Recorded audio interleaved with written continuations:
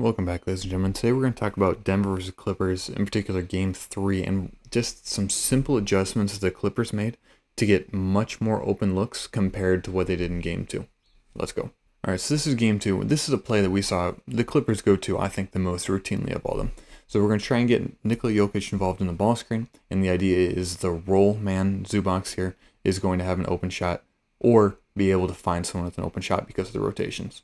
Aaron Gordon does a good job splitting the difference. I talked about this in the last video, and plays good defense there, preventing the layup.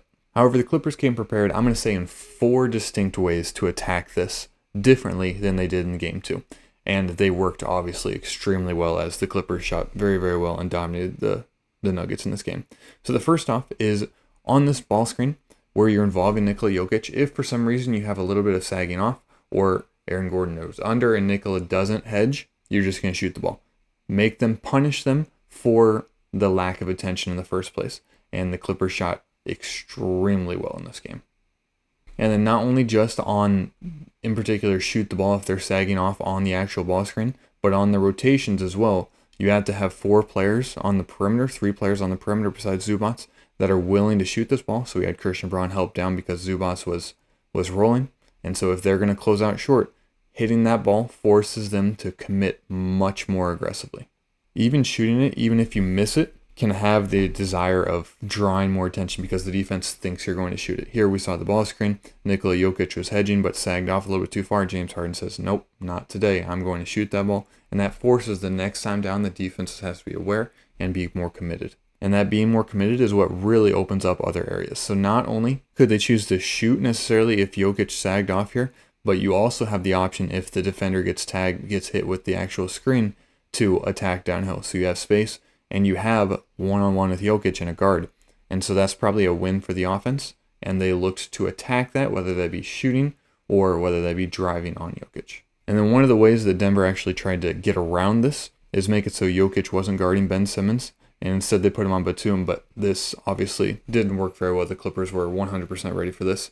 And all they're going to do is they're going to have Batum be the one that sets the screen. And so then because Jokić is going to be the one that hedges, no one's going to be on Batum. And instead of rolling, which is what they would normally do with Zubac, he's going to pop out to the side and going to end up being wide open. So here's the ball screen set. As James Harden comes down, we're seeing the hedge from Jokić, and then as the original defender recovers, there's nobody with Batum. So the Clippers run this to perfection. Harden waits a little bit, throws behind the back pass, and you get a wide open look for Batum. Best case scenario here is, I guess you're hoping that Russell can get there, but he leaves way too late. And I mean, with this amount of time, like if you're going to fly by, no one else is coming, there's too much space, and that's a wide open look to a good shooter. Adjustment 3 is just going a little bit quicker than we saw in Game 2. And so because Zubac is going to slip this a little bit more, Michael Porter Jr., not known for his defensive reactions, is going to be behind the play, and so they're going to hit Zubac, and no one is there to contest it because Michael Porter Jr. was late with the rotation. And then the final adjustment that they also made was working in more space. So you can see the ball screen happen. They got the roll to Zubac right here. So here, Michael Porter Jr. is a good job. He's up there.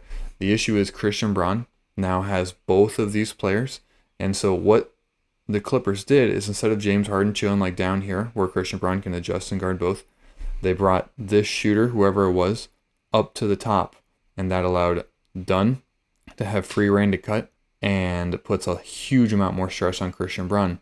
And then the other aspect also related to this, with good ball movement, eventually does lead to the open 3 on the perimeter. Again, Michael Porter probably should have cut out and gone to there, but did not. If we look back at Game 2's ball screen, we see there's no shooter over here in the corner. Instead, we have 3 over here, which makes it easier to split the difference because now you have 2 players guarding these 3. Instead, what we see from the Clippers here is they put another shooter in the corner. So as this ball screen is going to happen, instead of having the 3 shooters over here on the perimeter, they have Batum over here, which draws in the defender. And so that makes it so now, instead of having 2 defenders guarding 3 players, you have 1 defender guarding these 2 players. And again, Bogdanović comes up, and you have a wide open cut to the middle because Jamal Murray has to guard both these players, and it is extremely difficult. So simply Jones cuts the middle, and that's a wide open dunk. So I thought these were some beautiful, frankly, adjustments from the Clippers. I am curious to see what the Nuggets can do. I'm not entirely sure. I think you're going to have to pick somebody that's a non-shooter and kind of just leave them until Jokić can recover. But I don't know what the ideal is. However, that being said, the Clippers did shoot very well, and so they probably will cool off a little bit, so I wouldn't count the Nuggets out just quite yet. But this was a tough game for them for sure. Good job to Kawhi and the Clippers. If you enjoyed, feel free to like and subscribe, and most importantly, have a blessed rest of your day.